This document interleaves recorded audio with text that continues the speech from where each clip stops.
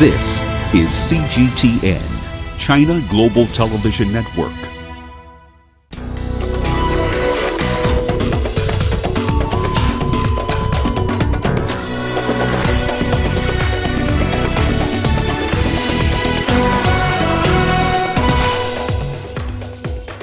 Malawi's polls close in tough presidential parliamentary election. UN envoy calls on countries fueling Libya's conflict to be stopped. Talks in Sudan stalled as TMC and opposition reach a deadlock. Hello and welcome to Africa Live. As always, great to have you with us. I'm Richard Nta, live in Nairobi. And for those of you joining us across the continent and around the globe, we thank you for joining us. Let's take a look at other top stories making headlines this hour. In business, Zimbabwe raises the price of fuel for the second time this year as power blackouts roll on. And in sports, Ghana's Asamoah Gyan retires from international duty after a captaincy snub. Well, we start the bulletin in Malawi, where polling stations closed on Tuesday evening after a 6.8 million Malawians voted in presidential and parliamentary elections. The elections are seen as a tough test for President Peter Mutharika, who is running against the deputy president and a former pastor who heads the opposition. Malawians have voted in an election that analysts say will be tight between the three lead aspirants, President Mutharika, Deputy President Saulos Chilima, and Lazarus Chakwera. I am happy that I have voted. I have exercised my right to choose a leader that will seriously change things in this country. I have voted for the president that will promote education standards and youth employment, and also for the development of the rural people and projects. For a country that is dependent on foreign aid and frequently beset by drought, which threatens the lives of thousands of people, these elections are a test for the 78-year-old incumbent former law professor Peter Mutharika, whose leadership has been plagued by corruption and cronyism accusations which he refutes. As a young voter, I am looking for change. I have voted so that I could have that opportunity to be employed as one of the candidates promised us. I am sure we, the youth, will have a chance to work in government and other departments. Voters cast ballots for the country's president, parliament and ward councillors. The counting is expected to take days. Terry Wangari, CGTN. All right, we are joined by CGTN's Wilkister Nyabwa, who is following up on the elections. Wilkister, thank you for joining us here on Africa Live. Voting stations came to a close yesterday evening after Malawians voted in presidential and parliamentary elections. What is the latest, Wilkister?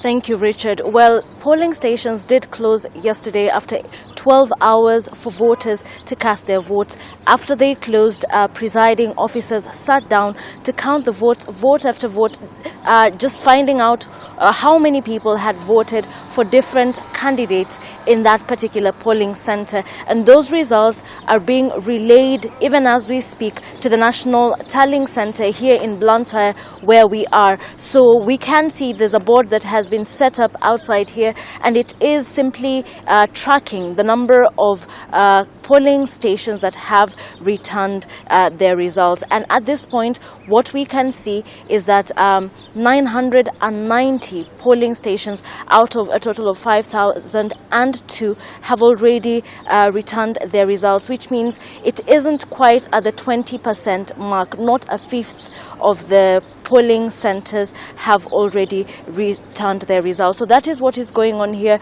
We can see officials from Malawi's Electoral Commission simply here tracking the results, trying to track the results as they come from the different polling centers across the country. They are being relayed electronically, and that is what is going on here. There's a lot of security here. It is under very, very heavy security because this is basically the center, the heart of the operation now that the voting is done. Richard. Wilkister, from your perspective, how tight is the presidential race, and which way are the commentators expecting to go? How do you see it?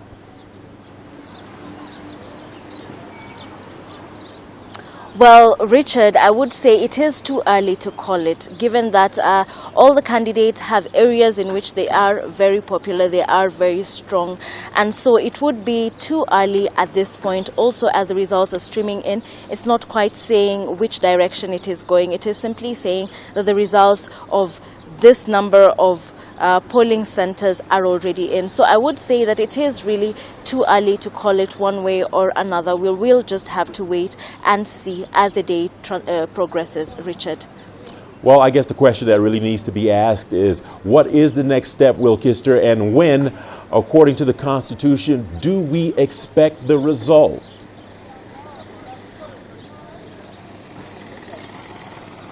Well, the Malawi Electoral Commission has spoken about this, about their plans after the votes were cast and the ballot and the polls had closed. So what essentially happens is that the polling centers relay their results to this national tallying center, and those results will be collated. The Electoral Commission has 8 days to announce those results. However, the chairperson, Dr. Jane Nta, did say that they would not be in a hurry to release those results, that they would want to verify to ensure that there were no loopholes, that there were no disputes, and that the results they give are a very accurate picture of what was cast. So they do have 8 days. However, given the speed at which the results are coming out, because you would imagine that right now on the very first day, the results are almost at 20%, almost a fifth of the polling centers have relayed their results.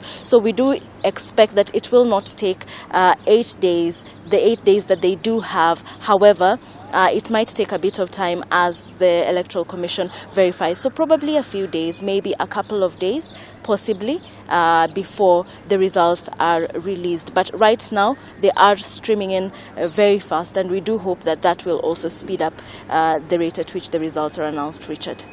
Will Kister, thank you for that update. We certainly appreciate your insights. There you have it, 6.8 million registered voters in Malawians' polls. Moving on, meanwhile, UN Special Representative for Libya, Ghassan Salame, says Libya is on the verge of descending into a civil war, which could lead to the permanent division of the country. He further adds that the damage caused will take years to mend, and that's only if the war ended now. CGTN's Noel Wakugu has more. Let's take a look. It has been 48 days of fighting in the Libyan capital, Tripoli, following attacks by General Haftar's forces. The violence has left more than 460 people dead, injuring 2,400 others and displacing more than 75,000 people. The violence on the outskirts of Tripoli is just the start of a long and bloody war on the southern shores of the Mediterranean, imperiling the security of Libya's immediate neighbors and the wider Mediterranean region. The security vacuum created by the withdrawal of many of General Haftar's troops from the south, coupled with the focus of the Western forces on the defense of the capital, is already being exploited by Daesh and by Al-Qaeda. The African Union maintains that there is no military solution to the crisis and is calling for dialogue as the only lasting solution for a stable and united Libya. There is a need to acknowledge that there is an unprecedented toxic external interferences in Libya. These interferences has flooded the country with weapons, which has created a conducive environment for terrorist groups to thrive. These interferences are exacerbating the already volatile situation on the ground. In this regard, we call on all actors to work in the genuine interests of the Libyan people and respect the sovereignty and the territorial integrity of Libya. The Libyan conflict is deteriorating at an alarming rate. The current situation has also affected African migrants in the country, with at least 3,400 refugees trapped in detention centers. The National Accord government believes that the Security Council faces an historic responsibility to set the path and correct the situation. Moreover, the Council was called upon more than ever to go beyond expressing concern and to shoulder its responsibility in implementing its resources by condemning the aggressor and compelling his forces to retreat to their positions prior to the attack. وأرغام قواته على العودة. It remains to be seen whether the warring parties will engage in an inclusive UN-led political process ensuring peace in the North African nation. Noel Makugu, CGTN. We are joined by Dr. Mohammed Hussein, a professor of political science at the Cairo University, for more analysis on this story. Professor, thank you for joining us here on Africa Live. First things first, the UN envoy for Libya says that countries fueling Libya's conflict must be stopped. How do you think this should be done, Professor?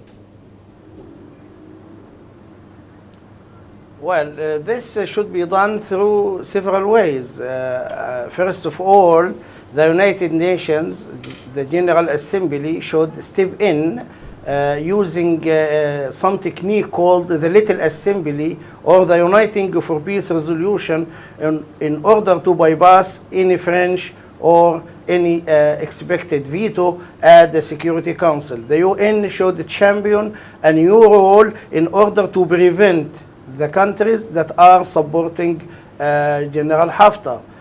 If these countries should not refrain, they should be restrained through the United Nations. The United Nations is not doing anything except for Mr. Salama is repeating or reiterating that the situation is dangerous and everybody should be stopped, etc., etc. To stop someone, you have to stop them by force, because Haftar is using force against the capital, thereby endangering the civilian population, thereby threatening to cause a civil war. Therefore, he should be stopped by force. Okay, through the United Nations. Professor, the Security Council has failed to take any action since the conflict started. Talk to us. Who, in your opinion, is well placed to help the two sides come to an agreement, and how? Well, I think probably China and the United States. These two poles can play a role in order to restrain France in the Security Council itself. If not, through the General Assembly. If not, through taking very clear positions in order to stop France and ask France to refrain from helping Haftar. Today, I am told that Haftar is going to meet with President Macron, the French president. And I hope the French president is going to talk some sense into the mind of General Haftar. He should give him a piece of his mind in order to stop from endangering the entire population of Libya or dividing Libya into three countries in the near future. All right, Professor, let's get... So China and the United States can play a role. Okay, Professor, let's get your opinion on this How? before we let you go. Before we let you go, what do you think is going to happen if a solution is not found very soon?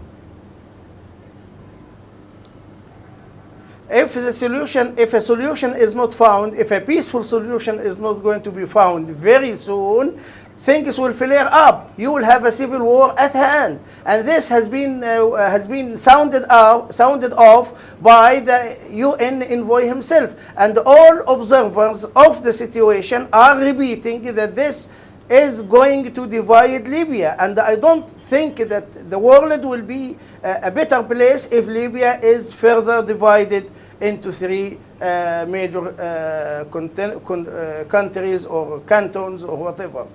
Libya should be united.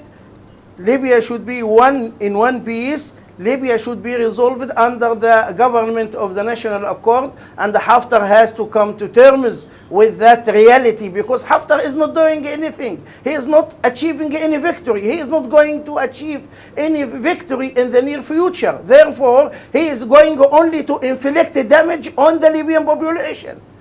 And I don't think who is reasonable enough to support Haftar. All those who are supporting Haftar should be restrained by force in order to prevent a calamity or a disaster or a major war in Libya. All right. Professor Mohammed Hussein, we would like to thank you for taking time out to talk to us here on Africa Live. That's Professor of Political Science at the Cairo University. Well, there you have a tragic situation in Libya.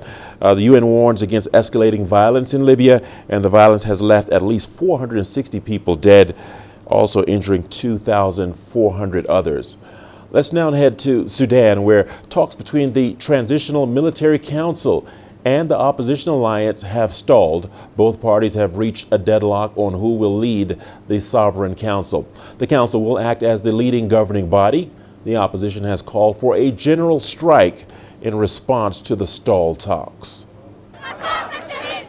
It's been more than a month since former President Omar al-Bashir was ousted.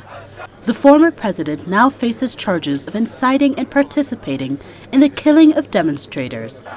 But negotiations between the Transitional Military Council and the opposition alliance have stalled. Both parties have reached a deadlock on who will lead the transitional government. I tell the military council to stop procrastinating because this will give the Islamists a greater chance of empowerment. According to opposition groups, the Transitional Military Council is looking to head the Sovereign Council, which will be charged with making governing decisions.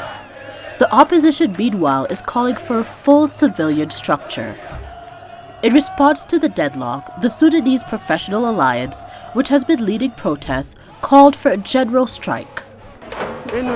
Everyone should be flexible in negotiating, whether the military council or the opposition forces, to get out of the crisis. If the demonstrators continue to escalate and put pressure on the civil disobedience, this may give the opportunity to the detractors of the revolution to lure us towards violence. In a statement, the Transitional Military Council noted it was aware of their historic responsibility and was working towards reaching an urgent agreement. A date was not given for when talks would resume. Astatal, CGTN.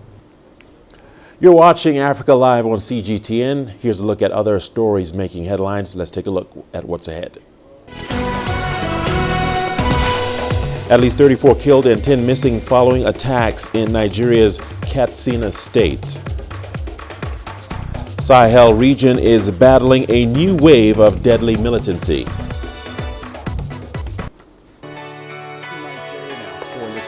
Data out of the country. The country's foreign currency reserves. With a dedicated and diverse team of anchors, CGTN now brings Africa to the palm of your hand. I'm Perina Karibe in the heart of Nairobi, which is bustling. From everyday heroes to the continent's most powerful figures, we bring their voices to you. We haven't changed. And this is something most of us are very excited about. We bring you news that's changing perspectives.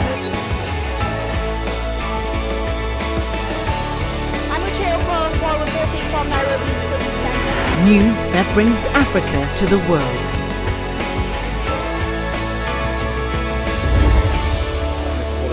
CGTN. See the difference.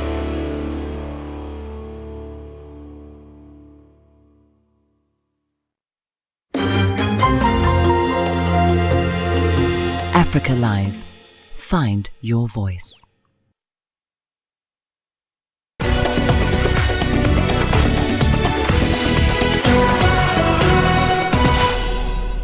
Welcome back. No fewer than 34 persons were reportedly killed on Tuesday by armed bandits who invaded 3 local government areas, Dan Musa, Vaskari, and Batsari in Katsina State.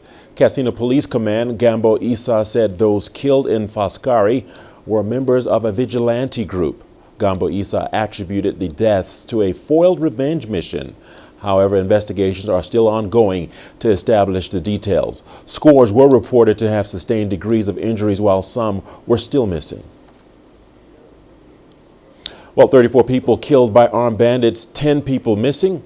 After the attack, police are investigating attacks. Protesters call for an end to the killings. Moving on to Egypt, where Egyptians' counterterrorism efforts appear to have intensified this week. The government has announced the death of 75 militants in North Sinai and Cairo. Security forces engaged with the suspected terrorists in a crossfire leading to their death.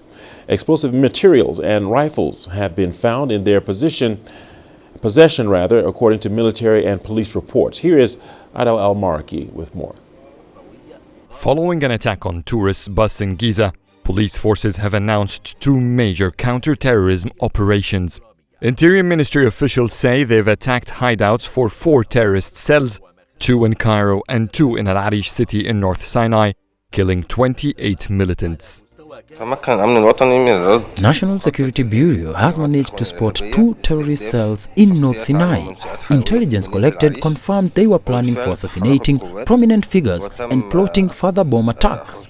Minor injuries were reported among the police forces. They found several explosive devices and rifles in these hideouts. On the other hand, a military statement had earlier released an update for its comprehensive operation in the Sinai. 47 extremists have been killed and 385 explosive devices were confiscated in 29 hideouts. 5 military officers were killed in these recent operations. Terrorism still poses threats to Egypt under the regional circumstances. There is progress though. Terrorist attacks have decreased by nearly 70% compared to the same period last year. So far, no major deadly attack took place this year. Overall, Egyptian security forces have killed 75 militants in 1 week. That alarming number reflects how effective terrorist groups are in recruiting supporters. Beside its security effort, Egypt is committed to invest some $16 billion in the Sinai, a development program that aims to employ the peninsula's youth and engage tribes in businesses in hopes that it will help curb militant recruitments. Adel Mahroui, CGTN, Cairo. Africa's Sahel region is battling a new wave of deadly militancy by jihadists. Hardly does a week go by these days without a reported attack in the region. In the latest incident, which occurred last Sunday in Mali, suspected jihadists targeted UN peacekeepers in 2 separate attacks, killing 1 Nigerian soldier and injuring many. The spate of jihadist activities in the region is now raising serious concerns. CGTN's Deji Badmus reports. One region, too many crises. That best sums up the situation in Africa's Sahel region. It's already one of the poorest regions in the world, and its problems are complex as well as interconnected. It's been struggling with a perennial food crisis that is directly linked to its harsh environment and climate. The economies of the countries in the region are at best fragile. All that combining to make the Sahel insecure and a thriving playground for jihadists. The Sahel is located within countries, whether you're talking about Chad, Niger, Burkina Faso, Mauritania and all of that. And in those places, you have governments that have not been able to live up to their reputation or up to the expectations of their people. And so the terrorists and the jihadists are actually taking advantage, of the lacuna that exists in terms of the absence or near absence of the state to provide for the welfare of the people. In a region with porous borders, no country in the area has been spared from jihadist attacks. Once considered a safe haven, Burkina Faso is now frequently targeted. Most schools in its northern region have closed down for long for fear of attacks. The porous borders have also benefited criminal networks and drug traffickers. The UN Office for Drugs and Crimes estimates that major illicit flows linked to criminal activities in the Sahel amounts to $3.8 billion annually. There are all kinds of interventionist approaches that have been undertaken by a lot of governments, not just at the local level, but at a sub-regional level. The approach for some time now has been also international.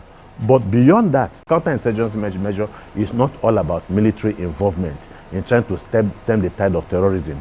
Counterinsurgency measures also involve political, social, and economic, engagement by the government to ensure that the certain, amenities that are lacking, certain social infrastructures that are necessary and indispensable, for the right for a harmonious social living condition for the people are put in place.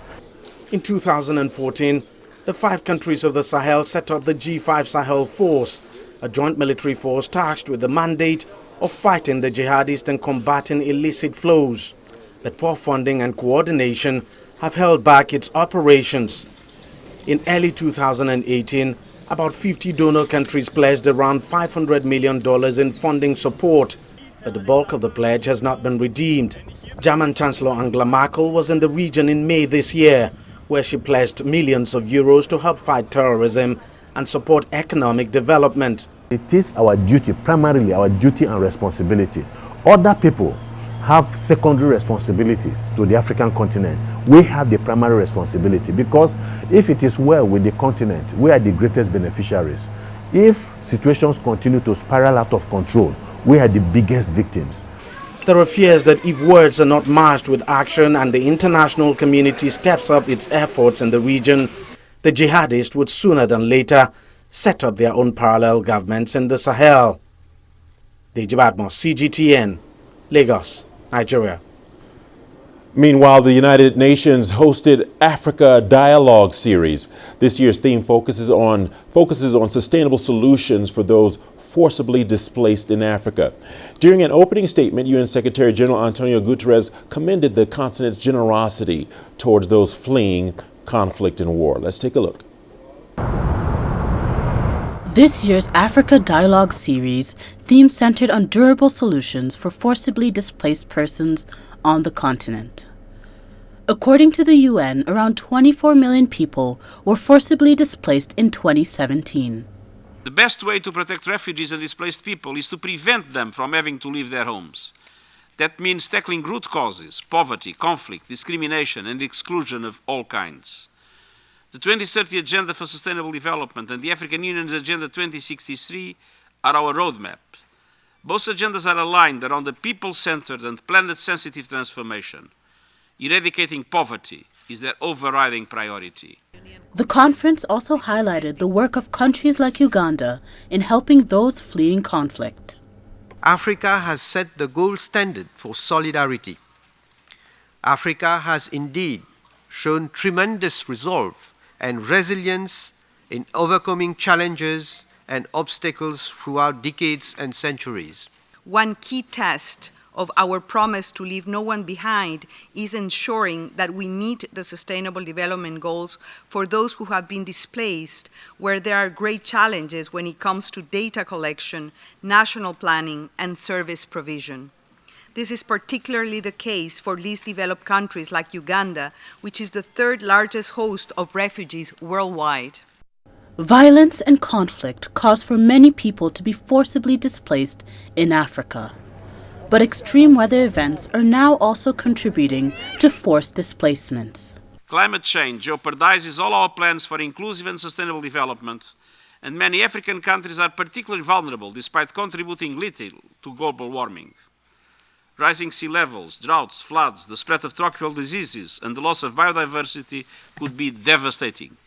The Africa Dialogue series hopes to establish financing transitions for humanitarian development in African countries hosting refugees and IDPs. Astatal, CGTN.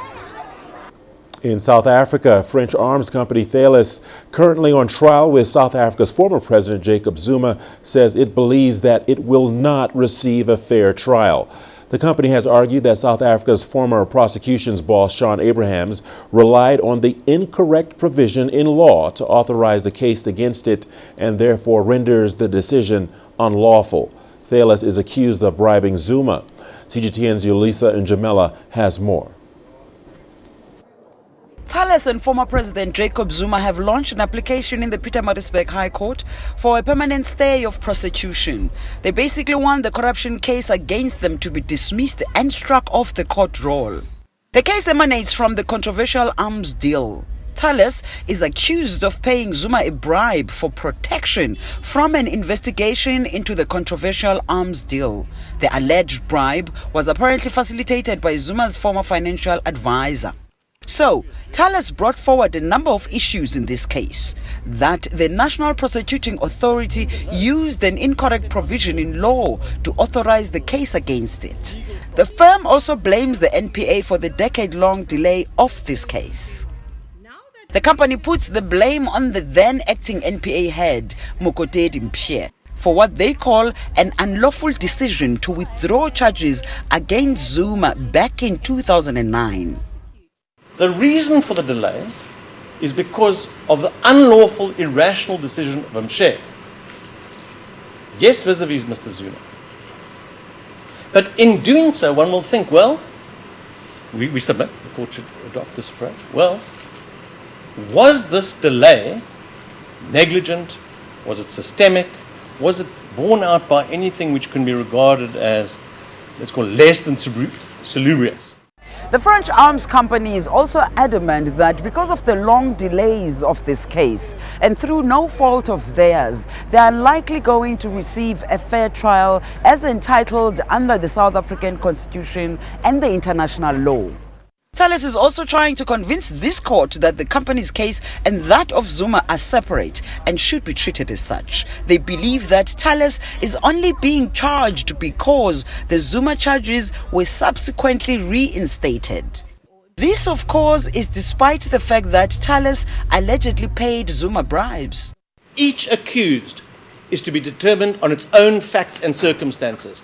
Thales is independent of Mr. Zuma. Mr. Zuma is independent of Thales. And when you consider Mr. Thales, you consider Thales' facts and circumstances, not Mr. Zuma's. When you consider Zuma and not Thales. And what the NPA have done is said, bad Zuma, bad Thales, good Zuma, good Thales. The case continues on Thursday with the state lawyers stating their case. It will be wrapped up on Friday. Yulisan Jamela for CGTN in Pietermaritzburg, South Africa. The president of the Democratic Republic of Congo has named the director of the country's railway company as the new prime minister. Professor Sylvester Ilunga Kamba's appointment has ended months of negotiation between President Tshisekedi and his predecessor, Joseph Kabila, over the ideal candidate. CGTN's Chris Ochemringa has more from Kinshasa. The appointment of the DRC's new Prime Minister, Professor Sylvester Ilunga Kamba, was announced by the president's spokesperson. Professor Kamba is an experienced politician who's held several ministerial positions since the 1970s. His appointment has taken so long because of disagreements between President Tshisekedi and his predecessor, Joseph Kabila. President Tshisekedi was rooting for a nominee who shares his vision and is loyal to him. But under DRC law, the Prime Minister has to be picked by the party with the majority in parliament, which is the Common Front for Congo, led by Joseph Kabila. The two leaders entered a power-sharing deal in February. President Tshisekedi's minority in parliament means he cannot fully control the levers of power in the DRC. The Prime Minister is charged with naming the ministers who will form the new government. Professor Kamba promised to implement the president's policies and those of the ruling coalition for the good of all Congolese. Chris Ochemringa, CGTN, Kinshasa, Democratic Republic of Congo. A United Nations report has revealed that Somali Islamist insurgents are making their own explosives. The explosives are being used to mount more frequent and deadly attacks. This comes as Al-Shabaab has repeatedly carried attacks in East Africa and Somalia despite an increase in U.S. airstrikes.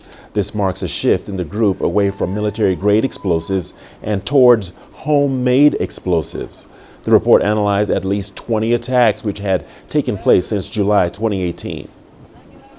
The UN and the US findings, laboratories findings, that they actually made the breakthrough to make their own weapons is very alarming against the Somali public, against the Somali government, which means now Al-Shabaab has the ability to kill more people in the city squares, to target government positions and government bases. So this is a very alarming finding. You're watching Africa Live on CGTN. We've got a lot more business news coming up after the break. Here's a look at the headlines. Zimbabwe raises the prices of fuel for the second time this year as power blackouts roll on. How much did U.S. sanctions on Sudan have to do with the current economic crisis in the country?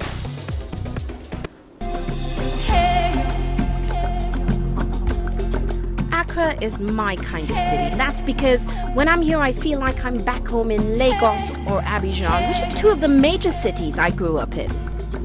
See, business business in Africa is high risk. After about a decade covering business news on the continent, I've learned it's all about the high risk, but also the high returns and the high energy. You simply have to adjust in order to keep pace. When I started out as a journalist, my dream was to open people's minds to the different perspectives. From the CEO in the boardroom to the trader out in the street, we all have different stories. From Accra to Addis Ababa, from Cairo to Cape Town. And I wouldn't have it any other way. Here at CGTN, we realize that Africa is on the move, and it's moving fast, but we're moving right along with it. I'm Ucheo Koronkwo, and I'm a business anchor and reporter at CGTN.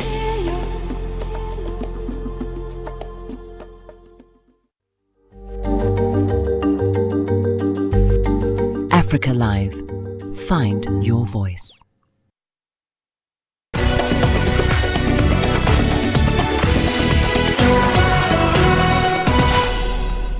Welcome back. The price of fuel in Zimbabwe has gone up by nearly 50% after the government withdrew subsidies to fuel companies on Tuesday.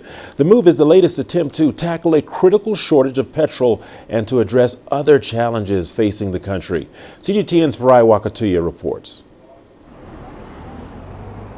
It's been a frantic 48 hours during which Zimbabwe's central bank has secured a $500 million facility which will be drawn down and injected into the interbank foreign currency market. Just looking at the figures, roughly we've seen below 100 million is actually exchanged on the market. And what we continue to see, especially from companies, manufacturing companies that have gone on the interbank market looking for FX, they've not been able to access anything. But some here believe throwing money at the problem without addressing the underlying issues is futile.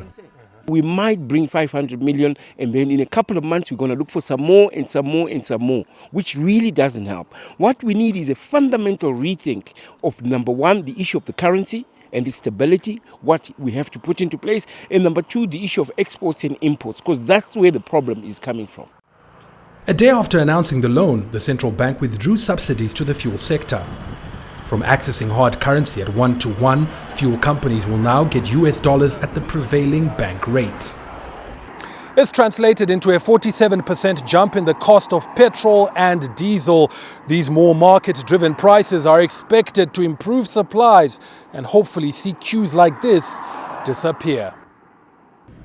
It's the second fuel price increase in 5 months. A 150% hike in January led to violent protests, which government is hoping to avert this time by slashing in half the cost of public transport to cushion commuters. That will cost Treasury about $8 million per month, and along with the burden of the $500 million loan, has raised concerns over the government's fiscal reform program and could scuttle efforts to tame galloping inflation, now at an 11-year high, 76%. Farai Wakatuya, CGTN, Harare, Zimbabwe. Still in the country, power cuts are lasting up to 10 hours daily in some areas, affecting livelihoods and productivity in the country. For the last 2 decades, Zimbabwe has struggled to generate adequate electricity, and the government says blackouts will be prolonged due to a drought. CGTN's Terry Wangari reports. Nelson Masaka owns a butchery in Zimbabwe's capital, Harare. He is one of many small businessmen and informal sector traders hit by the indefinite rolling blackouts. The blackouts last up to 10 hours per day and were imposed last week by the country's state power utility.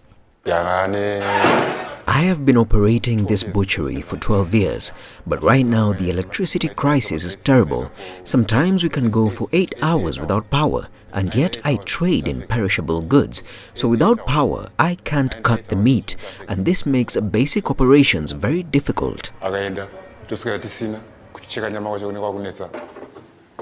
power cuts add more pressure on an economy hurt by a devastating drought and cyclone this year. While large companies can resort to fuel-driven generators to power their businesses, many small traders are struggling in a country where inflation soared to a 10-year high of almost 76% in April, eroding incomes and savings.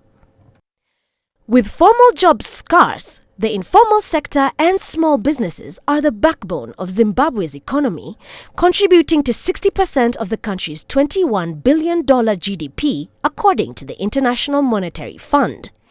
Masaka says the blackouts are cutting to the bone.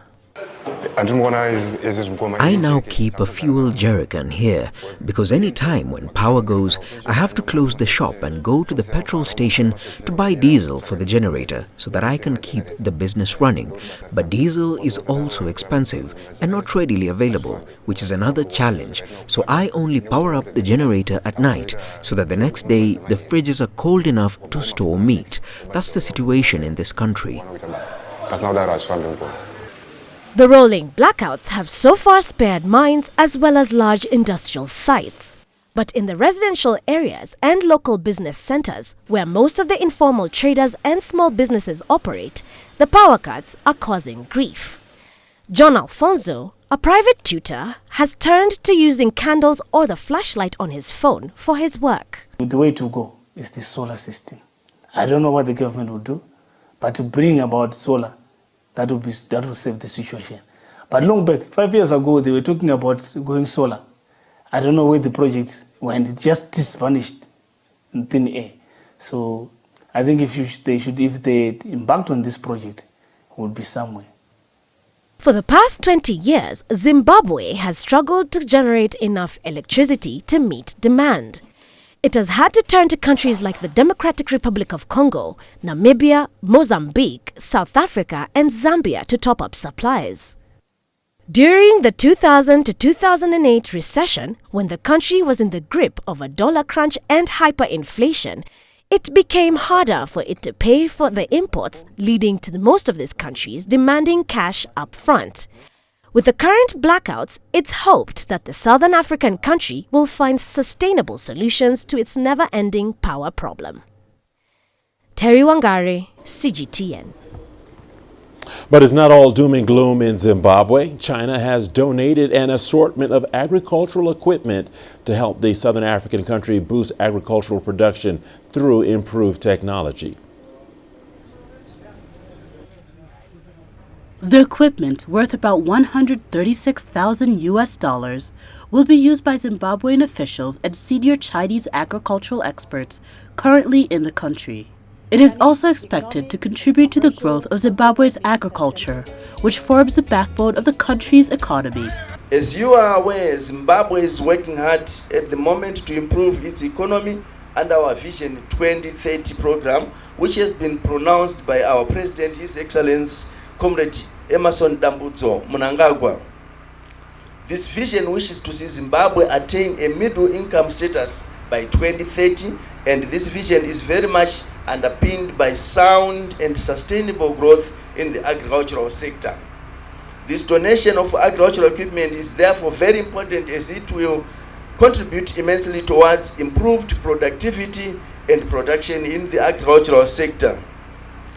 The equipment includes a tractor to train farmers, submersible pumps, incubators, silent cutting machines, milking equipment, artificial insemination kits, fishing nets, and laboratory equipment. This should also help in the transfer of Chinese agricultural skills and technology to Zimbabwe. For the current phase, the main task of the experts is to perform trials, demonstration, training in areas such as crops, animal husbandry, agricultural machinery, and so on, to better disseminate Chinese experience and technology in the above-mentioned field and to meet the needs of Zimbabwe. Since the start of the China-Zimbabwe Technical Exchange Project a few years ago, China has sent 47 agricultural experts in 5 teams to Zimbabwe.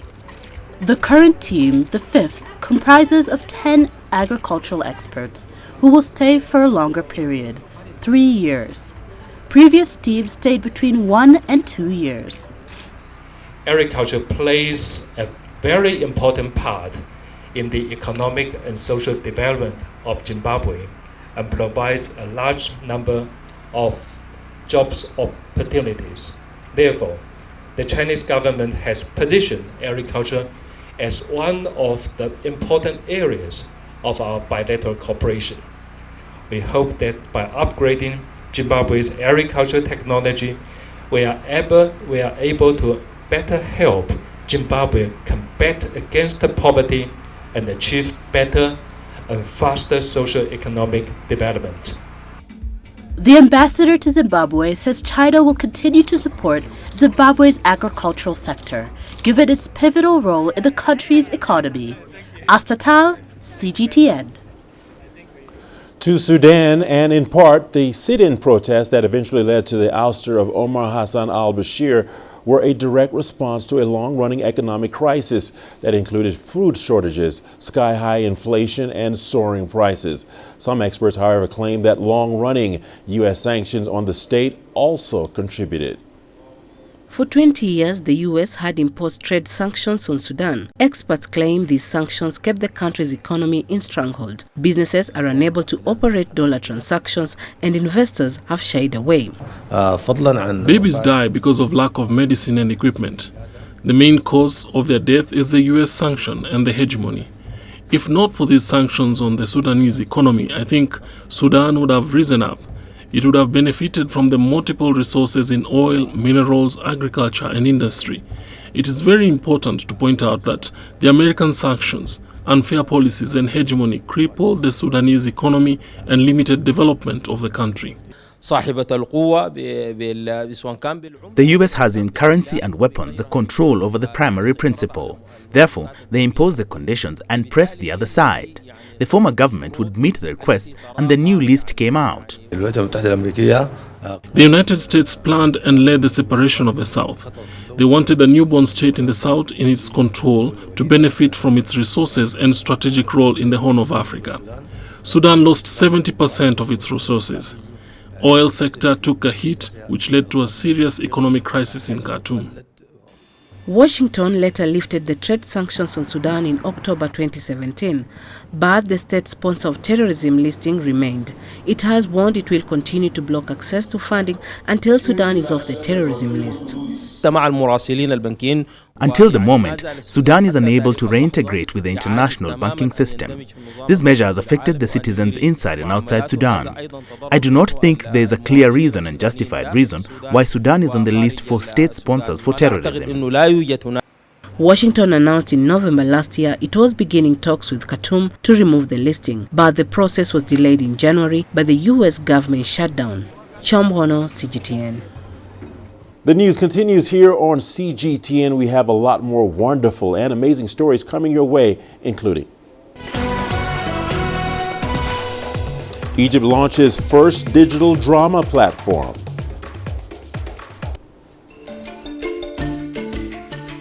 AfricaLive. Find your voice.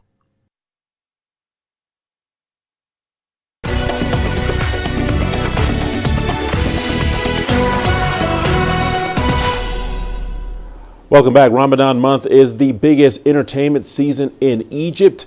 Digital on-demand services have been taking away revenues from Egyptian TV channels. So this year, Egypt launched its first digital drama platform.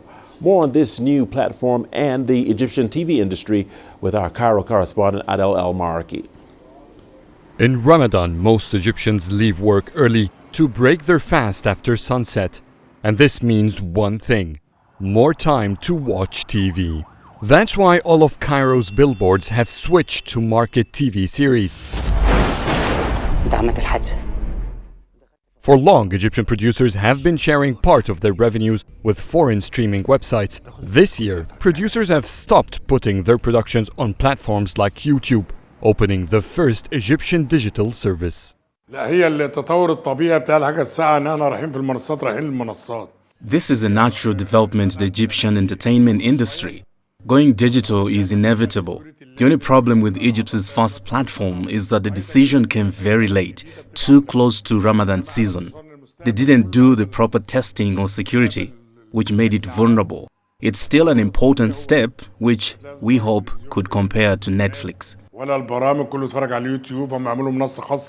Founded by a union of Egyptian production companies, Watch It appears to enjoy government backing to make this first of its kind platform succeed.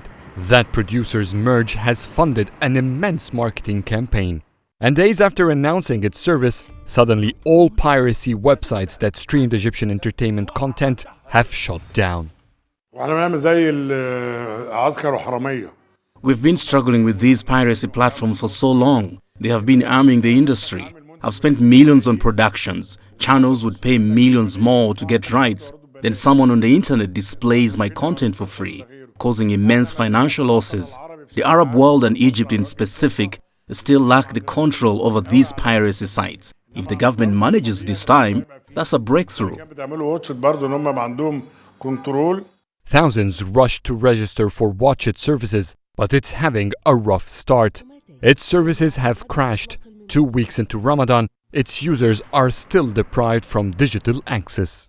Egypt is seeking independence from foreign entertainment streaming platforms. Watch It so far is not a success, and it's still not clear if it will help to boost digital production and content. Profit is maybe the main derivative for this new platform. Still, it's a historic step in the Egyptian entertainment industry. Adel Mahroui, CGTN, Cairo. This is Africa Live on CGTN. Don't touch that dial. We have your sports news coming up after the break. Here's a sneak peek at the headline. In sports, Ghana's Asamoah Gyan retires from international duty after captaincy snub.